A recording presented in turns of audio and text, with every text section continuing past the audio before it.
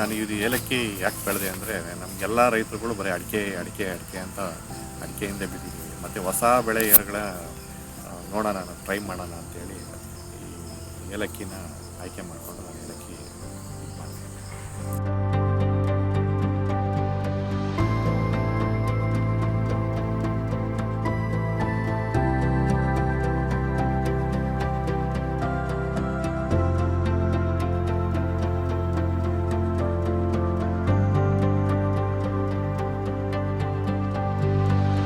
ಈಗೆಲ್ಲ ಚೆನ್ನಾಗಿ ಫ್ಲವರಿಂಗ್ ಎಲ್ಲ ಬರ್ತಾ ಇದೆ.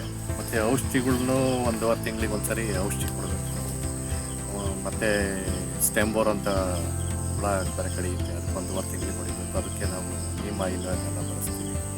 ಮತ್ತು ಒಂದು ಸ್ವಲ್ಪ ನಾವು ಜಾಸ್ತಿ ಏನು ಕೆಮಿಕಲ್ಸ್ ಎಲ್ಲ ಯೂಸ್ ಮಾಡೋದಿಲ್ಲ.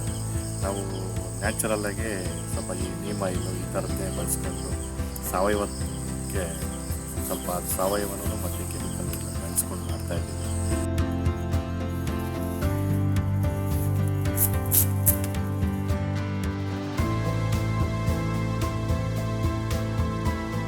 ನಮಗೊಂದು ಗಿಡದಲ್ಲಿ ಒಂದು ಅರ್ಧ kg 3/4 kg ಬರುತ್ತೆ.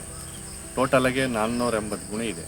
ನಾವು ಇದೆಲ್ಲ ಲೆಕ್ಕ ಹಾಕಿದ್ರೆ ಹಾರ್ವೆಸ್ಟ್ ಮಾಡಿದ್ದಾದಮೇಲೆ ನಮಗೆ ಆವ್ರೇಜಲ್ಲಿ ಒಂದು 200ರಿಂದ 250 kg ನಿರೀಕ್ಷೆ ಇದೆ.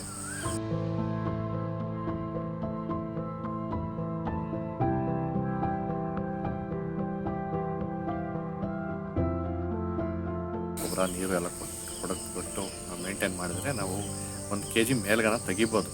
ನಮ್ಮ ಬಯಸಿ ಮೇಲೆ ಇಷ್ಟು ಬರೋದೇ ಹೆಚ್ಚು ನಮಗೆ.